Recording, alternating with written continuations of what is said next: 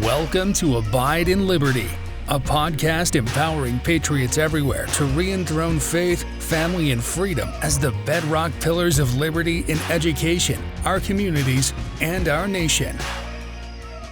Hello, everyone, and welcome back to this week's episode of Abide in Liberty. We are now on part 2 of our series talking about the economy, about specialization, and how we need to be careful to avoid the temptation to over-specialize. We fell into that temptation because we had decades of really pretty incredible prosperity across the globe. And when COVID hit and all of a sudden things were in short supply, we realized that an overdependence on certain things to get those things from other countries can cause some serious problems. So how do we balance this? Specialization undoubtedly has caused some of the most incredible economic growth and financial prosperity across the globe. So we have to be careful not to, we don't want to go back to a place where I am responsible for raising all my own sheep, shearing them, weaving their, I don't even know if I'm using the right terminology here because I'm so not experienced. This is not my specialty, but taking their fibers and turning them into yarn, or growing my own cotton crops so I can make my own clothes, and then knitting my own clothes, raising my own trees, processing my own lumber, mining my own copper so I can wire my house and do all the electric and the manufacturing. There's just no way that we could have the comforts that we have and build every single thing ourselves. So specialization has undoubtedly led to greater prosperity and increased standard of living across the globe. So we don't want to just completely throw it out, but there's also a problem that we came across with COVID where all of a sudden we can't find toilet paper, or we can't find, certain food items start becoming in short supply. We can't get chips for new cars. So in many dealerships, you order a car and you wait months before it comes in. This is not what we are used to, and it has caused some serious problems. So we're going to talk about, last week, we talked about the idea of opportunity cost and comparative advantage. If you didn't listen to that episode, you need to stop, go back and listen to that first, because these are foundational concepts that we're going to really lean on heavily, talking about this problem with specialization. So go listen to that and then come back here.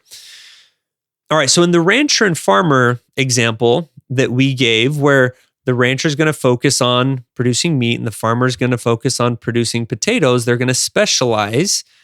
That makes a whole lot of sense at a local level. You know this person. Your families probably get together for dinner. So there's some accountability to each other, and there's some real incentive to not just renege on your promises. But and this example that I just gave you was what my economics professor in college used to explain why specialization on a global scale is a universally good thing. And I believed it. And, shortly out of college, I got to see a little bit of this firsthand. I went to work for a medical device manufacturer outside of Atlanta, Georgia. And about a year in, they promoted me and sent me to work in the accounting department for a manufacturing site where they made medical devices, and this manufacturing plant was located just south of the border in Mexico. And one of the things that surprised me when I got there was that the average hourly rate for those who were making our medical devices was just under $2 an hour. I think it was $1.70 something or $1.80 per hour. And that was kind of the standard average hourly rate for those who are in manufacturing in that entire city. So that was kind of the market, the going rate for that kind of labor. And I was surprised by that coming from the United States, where at the time, the minimum wage, so teenagers were making, $7, $8 an hour. And we've got, adult men and women, mothers and fathers of families that were living on dollars an hour. And it was just kind of really, really shocking. But one of the things that I learned from that, and the reason why this manufacturing was happening there, was because they could do it for cheaper. And that meant that you and I here in the States got to enjoy the benefits of lower cost medical equipment. Now, we might think, oh, that's taking advantage of the folks in Mexico, but this kind of specialization has allowed third world countries in many ways to catch up with the first world countries. One thing I noticed as we were forecasting wages and salaries year over year was that where American salaries were increasing on average 2 to 3% per year, this hourly rate for the Mexican citizens who are working there was increasing closer to 6 to 7% per year. And this is a phenomenon that we see through this specialization and free market arrangement where the specialization allows skill development and technological advancement and work to go to these low-cost countries, but their standard of living rises very quickly relative to the first world countries that are running these companies. So this idea of third world or poorer countries specializing in labor-intensive things like food, clothing, plastics production, this is why made in China or made in Mexico is so common. And because in the United States, we have outsourced our clothing production, for example, that frees up much of the labor force. So we have, compared to other countries in the world, per capita, more accountants, more doctors, more lawyers, more inventors, more programmers, more of kind of the higher paying, innovative type jobs. And what has happened as a result of that? Well, people in really poor countries have smartphones. I mean, it is this idea, this law of comparative advantage of going where it's cheapest to do things has left the entire world better off. There are more people today with mobile phones, indoor plumbing, electricity, and air conditioning than 100 years ago. That's true in this country, and it's true in many, many countries around the world, even in countries like Mexico, where they're only making $2 an hour. They're better off now than they would be without this kind of specialization. Unfortunately, that works in a perfect world where there are no hiccups, but real life is not always so neat. And we saw that with COVID. That was a huge wake-up call for many of us, including me. I mean, this was a virus that had a 99.9% survivability rate. There was a lot of government overreaction, much of it dictatorial in nature, but this caused huge supply chain disruptions and supply issues. And I don't need to tell you what those were. We all spent time going up and down aisles trying to find that one thing that was always there, toilet paper being at the top of the list, and all of a sudden wasn't. All of a sudden, this economy of specialization and of globalization came to a grinding halt, and we experienced some real pain. And it highlighted the weaknesses in our own dependence on governments and people that we as a nation don't have direct control of. Now, if we were talking about Legos and all of a sudden Legos aren't available, that's not a huge deal. But what about things like food, clothing, shelter, or fuel? So again, recapping, opportunity cost is important. People who have a comparative advantage or where in producing something, generally speaking, should. So if it's less expensive for country A to produce something, then they should do it. But what that leaves out is the principle of self-reliance. So the idea of specialization is okay in as much as we're able to be self-reliant, especially in the necessities of life, in food, clothing, shelter, energy, and the ability to defend ourselves. So let's look at how self-reliant we are as a nation on those necessities of life. Most of our highly advanced chips, the things that we use to power our cars, our computers, our utilities, and the computers that run our utilities, keep semi-trucks on the road, most of those come from Taiwan. About 15% of all of our food is imported. Now, that may not sound too bad. We do have a little bit of an issue with overeating in this country, so maybe a 15% reduction might actually do us some good. But on the flip side, 43% of our oil is imported. This is how this is the commodity that allows us to get the food from the producer to you. Now, 15% less food may not sound like a huge deal, but what if we can't get the food from the rural areas where it's grown to the population centers on the seaboards. What you end up with there is food rotting in fields while cities starve to death. 98% of our clothing is imported. And we don't even have the knowledge or equipment anymore to make clothing, even if we wanted to go back to that. We're staring down what experts are saying is going to be an antibiotic shortage because many of the ingredients that we use in creating and producing our antibiotics comes from China. A third of our lumber that we use in construction and building homes and everything else is imported. We have completely outsourced, well, not completely, but we have outsourced much of our ability to provide for our nation's basic necessities. There's not a single one of these, energy, food, clothing, shelter, that we are self-reliant on. Energy probably being the most important one of those, because even if we wanted to start producing all of our own stuff, we would still be dependent on others to supply the energy that we need to run those machines, to transport all of these goods to where they need to go. I want you to think about that. And what would happen if a truly devastating disease were to take hold? And I know some believe that that was the worst thing in the world, but it wasn't. Most pandemics and epidemics in history have been far worse. Far worse. We've just grown super soft and super spoiled.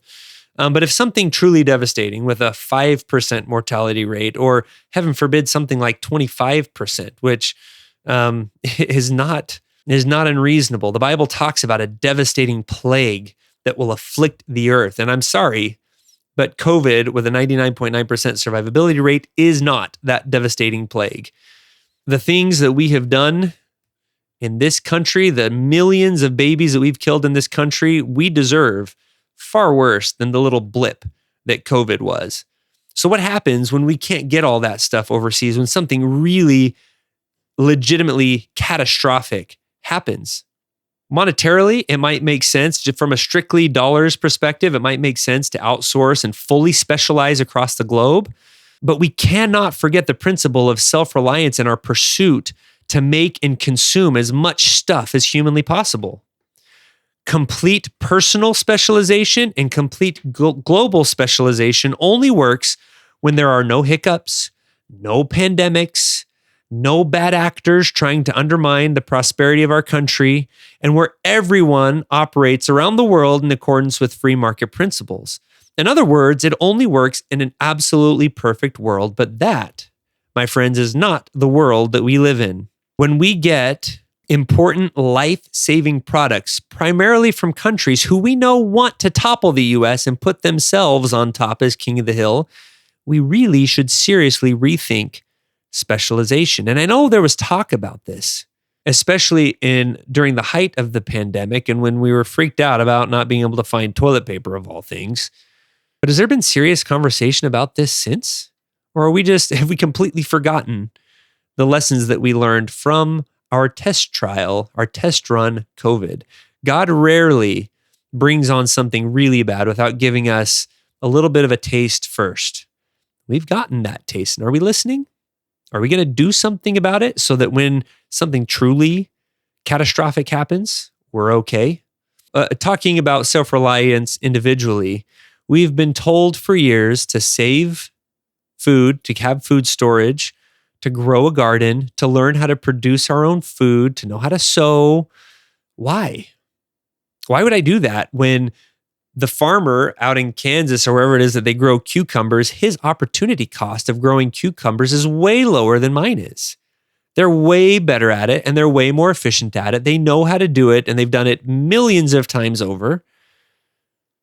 I mean, I could go spend 3 hours a week on that garden, and I'm giving up about 3 hours of time that I could be working. So let's say I make $20 an hour. That 3 hours, I'm giving up $60. At the current price today at Walmart, I could buy 88 cucumbers at Walmart. That's way more than I'm ever going to get out of spending 3 hours in the garden. So why do it? If I choose to just consider the hard costs, I'm ignoring important things like, what will it cost me if I can produce my own food and something really bad happens? How do I calculate the cost? of watching my family go hungry and starve.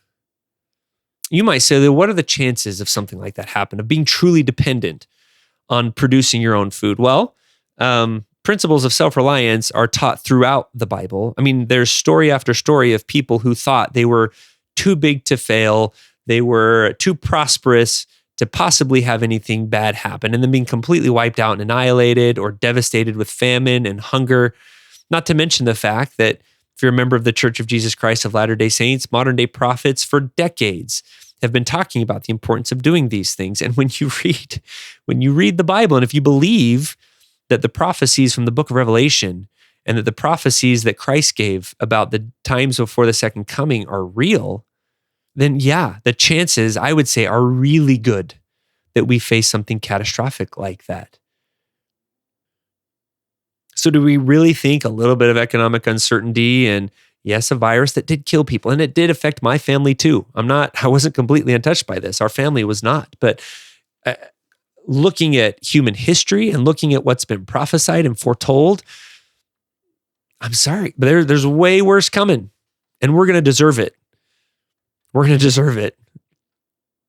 So yeah, what are the chances of something like that actually happening? Pretty darn high. So we better be including those costs when we're deciding how to spend our time. If we're going to ignore that counsel and the lessons from history and from scripture, for what? To make sure we have more time in front of Netflix? We're not counting all the costs. The chances are really, really good that we will pay an exorbitantly high price for ignoring the wise counsel that we have been given to become personally self-sufficient. So what does this mean on an individual basis if we specialize less, if we take some of the food production back in? Well, we may spend time growing cucumbers instead of earning more money as an accountant or lawyer or something like that. We might make a little bit less money. We might do without as nice of a house or the latest gadgets. Maybe, heaven forbid, we might have to give up some leisure time, but it turns out it's actually quite rejuvenating to participate in growing things like that. Way more rejuvenating than just allowing ourselves to turn into a blob in front of a glowing trance machine. We might have to make do with a little bit less. That's not the end of the world. We could all do with a little less materialism.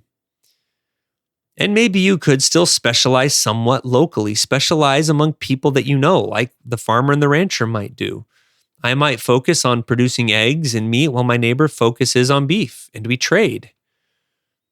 That's a lot easier to control and plan for than to try to figure out what China or Mexico might do. Is China going to start locking its citizens in their homes again and make it impossible for us to get the chips and other things that we need over here? What does this mean at a societal level if we start producing more of our own clothing and our own lumber for shelter, if we start producing 100% of our own food and our own energy? Well, that means that people who are getting paid a lot of money right now to program and build technology, etc., some of us might need to go and take jobs producing some of these bare necessities. Now, we can't force that to happen. So how do you get them to do that? Well, they might have to be enticed with higher wages, which means those products could end up costing more. We might have to settle, again, for smaller homes. That could drive the cost of housing down and help free up budgets to afford more expensive clothing. Maybe we could implement some immigration policy to attract more people from poorer countries to come and help us do these things that we've forgotten how to do. But also, as we begin to produce more of these things again, we'll get better and more efficient at it. Maybe those tech wizards that spend all of their time right now programming social media apps and video games to be as addictive and mind-numbing as possible can put some of that creative talent towards figuring out how to automate food production or clothing production. I don't know exactly how all that'll shake out. And the good news is I don't have to know. There's not a single person or group of bureaucrats out there that can know exactly how that's all going to shake out. That is the beauty of a free market system. If we start demanding, if we start factoring in the opportunity costs of not specializing and voting with our dollars for those companies that are going to help us become more self-reliant, then the free market is going to figure it out. through the millions of daily decisions of hundreds of millions of people across the country, all of those questions and all those potential problems that I brought up will resolve themselves. And we don't need a single government person to tell us how to do it. We don't need a single administrative wizard to think through all of those details and the potential impacts. People will figure that out. We're pretty dang smart if we're allowed to just make our own decisions. And if we have a country that is still free where we can do that. For us, personally, I kind of want to walk you through how we've decided to prioritize our time and the things that we're going to specialize and not specialize in. We've been trying to do this for many years, but we finally, about 9 months ago, were able to move to a little bit of land where we're beginning to build a small homestead. Since we started a private school about a little over 7 years ago, money is not exactly abundant. There's not a lot of money in education in general, but in private education and the way we're doing it, it's even less so. So we can't do everything all at once. But here's kind of how we're approaching our priority list. So water, we live in southern Arizona, just south of Tucson. So water storage and supply is number one. We're working on getting a well. But in the meantime, we have lots of water storage, anywhere from 600 gallons to 3,000 gallons at any given time. With regards to food, we're focusing on supplementing food with what we produce. We own chickens, so we get eggs. We also raised meat chickens and process them ourselves. If you want to know what that's like, we'd be happy to help you. It was definitely interesting and an eye-opening experience for all of us and our kids. We are producing our own milk. We own a couple goats, and so we don't buy milk from the store or yogurt or really ice cream even. We've planted an orchard, so soon within a couple years, we're going to have all the fruit that we could possibly handle, as well as some excess that we could either give away or trade at some future point. And we've started a small garden that isn't going to completely eliminate the need for the grocery store, but we're starting to go through that learning process. And eventually we'd like to be completely reliant for all of our produce. We're still dependent on feed for our animals, but we are trying to shop local and, get feed from local suppliers that aren't dependent on big box chains that, if shipping or if trucks all of a sudden go down, are going to have a hard time getting their stuff all the way out here to Arizona. I would love eventually to support the food that goes into our food, but that's again something we might figure out down the road. Even with a well, we'd like to have rainwater collection in case there's ever an issue with the well or a pump goes down or something like that. Clothing, I'll be honest, we are still buying the cheap stuff from Walmart that I know 100% comes from China. If we can't produce our own clothing and our clothing gets a little ratty, we've decided we can live with that for now. We can't live without food and water though, and we can't live without shelter. So we are on the lookout though for someone who might be really good at producing clothing, and there could be a trade opportunity there. Energy. Living in southern Arizona, it gets really, really hot. So our next step with regards to energy is we'd like to have a small solar grid, just enough to power our refrigerator and our freezers and maybe an AC window unit in one room in our house so that we can sleep at night without baking while we do. We also have a large propane tank so that we can heat our home in the winter. Again, we might just do 1 or 2 rooms so we don't freeze to death, but that's one way, and we kind of oversize that tank so we have enough fuel to get us through the winter. And then we're going to keep building and going from there. And all this has to be done and has to work while making a basic living on less than a teacher's salary. It's going to take time. We felt the urgency to do it. We've begun it. And I have to tell you, there are few things that have been more rewarding than forcing ourselves to get outside and do some back-breaking work together as a family. It has brought us together way more than countless hours of watching TV together could possibly do. It has brought more health. Just because we've been forced to do it, we've been forced to be more active physically. And it has also brought more peace and perspective. There's something about being outside more and working hard that helps put problems in their proper perspective. And there's nothing like the independence that we're already feeling, knowing that push comes to shove between food storage and some of our ability to produce our own food, we could stretch things even farther than we could have before. And we're going to get better at that every year and every month that we continue to work on this. It's incredibly freeing. It's incredibly rewarding.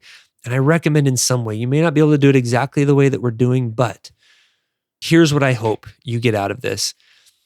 I hope you will prayerfully consider how you can despecialize in your personal life at least some of the things that you and your family need to not die a horrible, painful death when the promised devastations in the last days arrive in full force.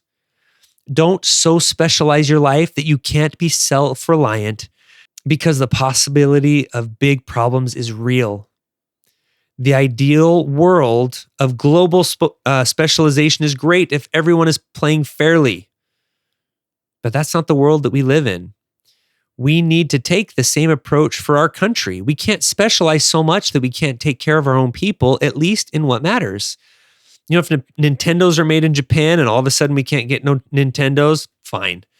If all of my kids' toys are made in China, I'm all right with that. We can survive without toys. Sticks make great toys.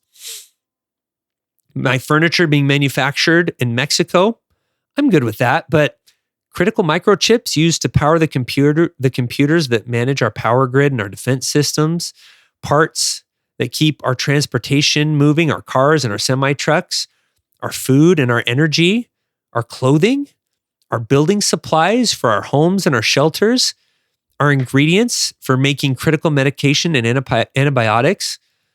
No, thank you. We should be producing those things here so that we can be truly self-reliant in the things that matter most, the things that sustain life, and accept a little bit of a lower standard. If our homes are a little smaller and we have a little bit less stuff, that is not the end of the world. And if anything, that could be a huge boon to the soul of the people in this country to dematerialize. That kind of sounds wrong, but to take away some of the materialism that is plaguing our society. Now, how do we do this at a societal level? It takes what I was just talking about. We start at home. Like any societal change out there, if we want a moral society, we have to start in our home. If we want a more self-reliant society, we have to start in our home, and we have to inspire those around us to do the same, and we have to elect people that support our values. In 2016, the idea of bringing more home to America did not make sense because just mathematically specialization is better. But in the real world, there really are some things we need to think seriously about doing there. And we need to hold our leaders accountable to solving those problems. And I know that if we do that at a personal level, and then if that bleeds into the society at large, we'll be okay. We'll be okay when things get tough. Thank you for listening to Abide in Liberty. Make sure you subscribe so you don't miss any future episodes, and share this with friends and family. In the meantime, keep up with the show online at abideinliberty.com. Also, if you'd like to help our K-12 bless and educate more families, contact us by visiting libertyyouthacademy.org. Until next time, be on the alert, stand firm in the faith, and be strong.